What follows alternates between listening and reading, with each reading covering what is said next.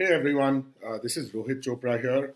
I'm one half of the India Explained podcast duo, and I'm the founder and one half of the two people who run the India Explained Twitter account with my friend Bunty, who goes by Bunty Bolta. So, this is something new we are trying. I just thought we'd do a video instead of our regular podcast, and this supplements the podcast, it doesn't replace it.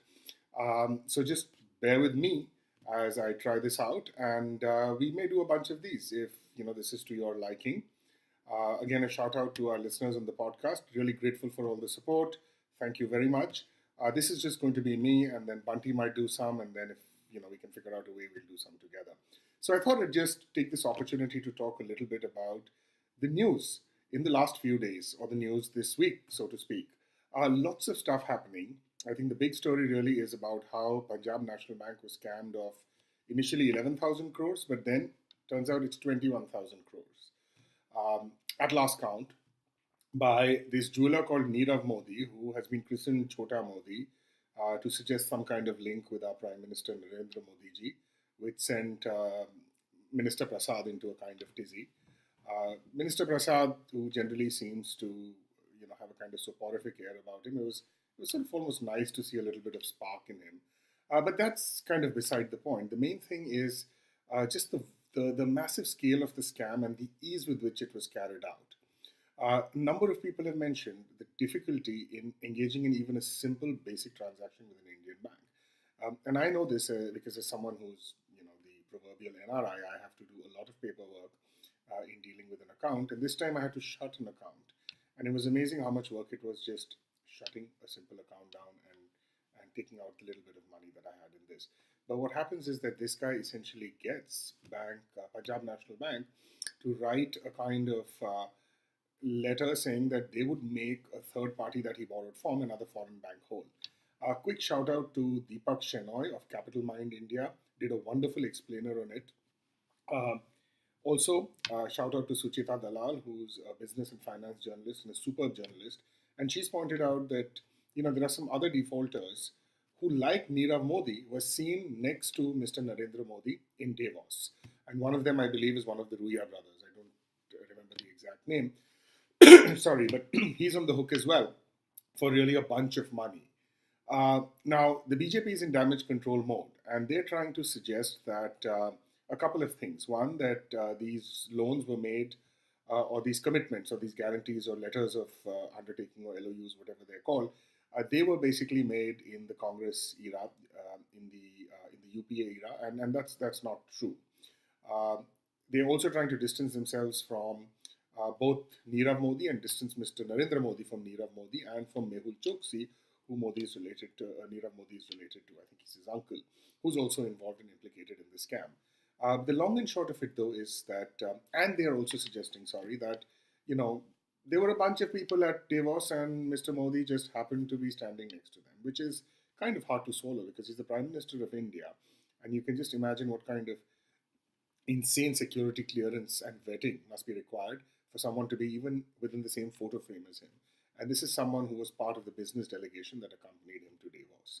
Now, we'll see how the story unfolds. Nirav Modi left India, I think earlier this year. Yeah, I want to say maybe in January or maybe last year, I don't know. But it's clear that these letters that the Punjab National Bank wrote promising to make the other banks that would lend him whatever, millions of hundreds of millions of dollars in money, in loans, whole, these letters were issued in the span of, I think, about a couple of weeks, sometime in early 2017, in February 2017. There have been FIRs out against him. And my question is, what was the Indian media doing all this while, particularly the mainstream media? I don't want to tarnish all media. I do also want to say here that some of the smaller, more nimble media outfits, like The Wire, for instance, have been doing some amazing journalistic work, investigative work. But we know that a media house like India Today was very prominently represented at Davos, and Mr. Rahul Kanwar, who's a journalist associated with them, was really in seventh heaven. He did a bunch of things, from talking about the slipperiness of the ice, discussing, uh, having a discussion with Mr. Fadnavis and then with Mrs. Fadnavis as well about how you need a special kind of shoe not to slide, right? Something that hooks onto the ice. Wondering what a charming, wonderful pun that hey, Davos is in Switzerland, so will Mr. Narendra Modi eat a Swiss roll in Switzerland? That's amazing. That's mind blowing. And that whoever thought of that connection, hats off to them. It's really brilliant. Uh, and now, let me just tell you what else the Indian government is doing right now for damage control with some brilliant special effects. So here is this in the frame? So this is the Air India plane, and Mr. Nirav Modi, his wife, two daughters, and their three dogs flew out first class, probably accompanied by some government of India officials. So here is the plane taking off, and this is your proverbial Kanun ka lamba haath, right? So yeah, sorry for this. This Kanun ka lamba haath comes from this guy, and this is made of plastic. It's not one of these encounter victims in UP, which is Yogi's new technique of getting rid of bad elements, right? Yogi talking about bad elements is sort of pot calling the kettle black, but another story. So what does the Kanun ka lamba haath do as this plane is taking off?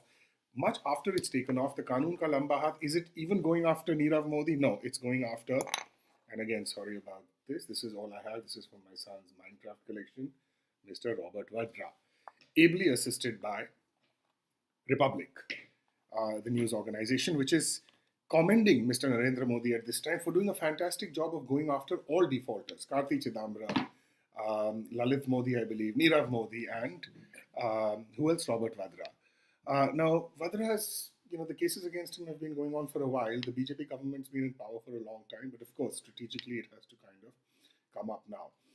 So there we are. That's, one really the big kind of story. But there were a couple of other weird stories in, let's just call it the media space at large. One was this strange story, and I should say it might be fake, about RSS and BJP personality Ram Madhavji being caught naked in a hotel room in the Northeast with two women.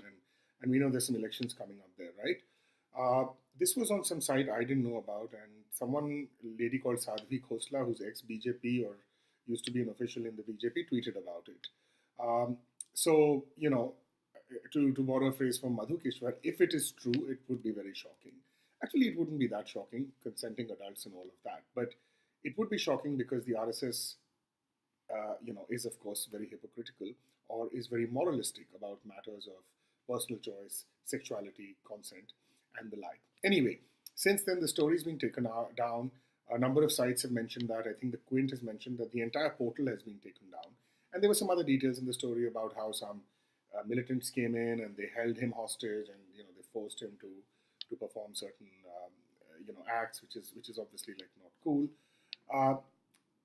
So either of two things: either it was fake news and the party's going after it hard. One of the things also mentioned in that story, which may be fake, is that Mr. Madhav got someone from the BJP, Himanta, someone, to kind of take care of the whole mess. So either the whole thing has been covered up, or it was fake news and it should rightly be taken down.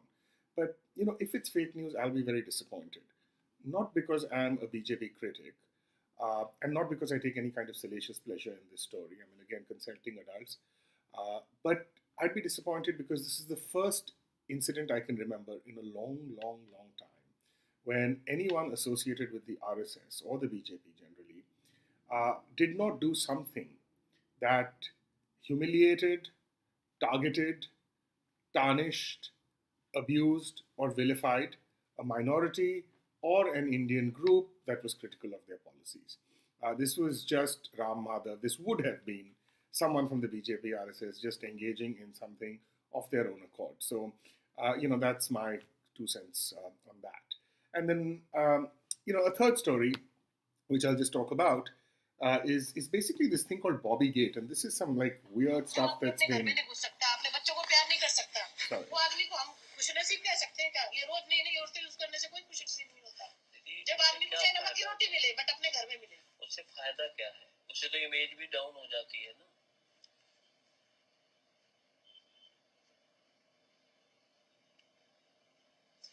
आपकी बात मैंने बिल्कुल 100% मान ली आज के बाद में मेरे साथ ये कहीं नहीं मिलेगा आपके साथ मिलने की बात नहीं भैया आपको हेल्प भी करनी पड़ेगी मेरे साथ बताइए ये देखो इनको आप जानते हैं बीजेपी के मिनिस्टर हैं बहुत अच्छे से इनको मैं ऐसे उंगली करके डांट रही हूँ इनको मैंने काम सो पता इन्होंने नहीं किया दोनों हाथ जोड़े दोनों हाथ जोड़ के खड़ा है इसका पेशाब निकल जाता अगर मैं इसको 2 मिनट और डांट देती तो ये मेरी ही फोटो है और मैं इसको उंगली करके डरा रही हूँ इतनी चलती है आपकी इस बहन की मैं जिसको कहूँ ना उसको नंगा कर सकती हूँ। बहुत नालायक है। विजय गोयल के पर्सनल मैसेज है मेरे पास, उसने मुझे you are hot bomb sexy bomb ये मैसेज कर दिया दारू पी के रात को अपने पर्सनल नंबर से। आज उसको कोई भी फाइल पास करानी हो ना तो वो डरता है, उसको एक बार ये बोल दो बॉबी की फाइल है, उसको ये पता है मीडिया में दे देगी। बट मेरे को अमित शाह जी थे, नितिन गडकरी जी थे, मोहन भागवत जी थे, उन्होंने कहा बेटे आप क्या चाहते हो। मेरे को ये गुस्सा था, मैंने कहा किसी मेहनती लड़की को तो छोड़ दो आप लोग, हम अपने पर्सनल रिलेशन से किसी से भी दोस्ती करें, इसकी क्या हिम्मत औकात इसकी कि ये मुझे और बनिया की लड़कियों की तरह समझे। मेरे को इतने गंदे मैसेज करने की जरूरत क्या, रीड करके दूसरे को भी दिखा रहा है कि बॉबी को मैंने मैसेज भेजे हुए, क्या हमारी सेल्फ रिस्पेक्ट नहीं है।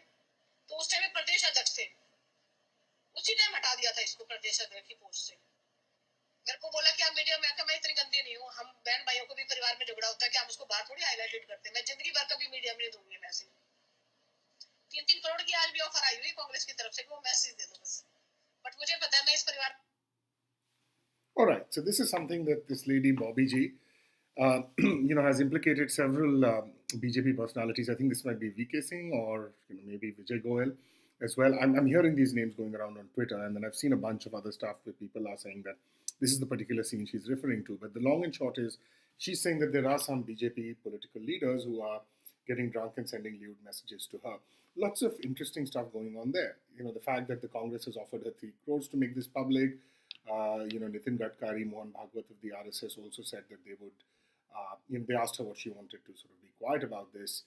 She said she wanted nothing, but she just wanted the lechery to stop. But then again, very interestingly, something about how files get cleared, that there's this leverage she has over this minister, I assume, where he's terrified of her, and because of she has these lewd messages, if the word is just sent out that Bobby G wants a file cleared, it gets cleared. So one route to getting a file cleared is essentially to go through Bobby G.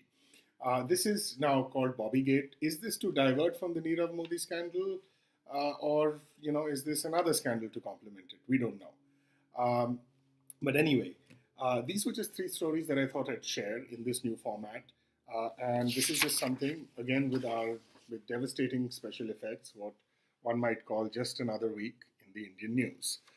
So thanks very much. Keep watching, and as we go along, maybe we'll just talk a little bit about other stuff as well. Just thought I'd share. I like to just share the music I'm listening to. So listening to a bunch of interesting stuff. I've rediscovered Led Zepp and going through their entire corpus, which is fantastic. Discovered a song I didn't know, so listen to it. It's called All My Love. Dead Mouse or Dead Mouth 5, I don't know how it's pronounced. Again, the Canadian DJ, amazing stuff, different genre. And then Leonard Cohen, you wanted darker. Leonard Cohen is always on my playlist. All right, take care, and we'll do one more of these very soon.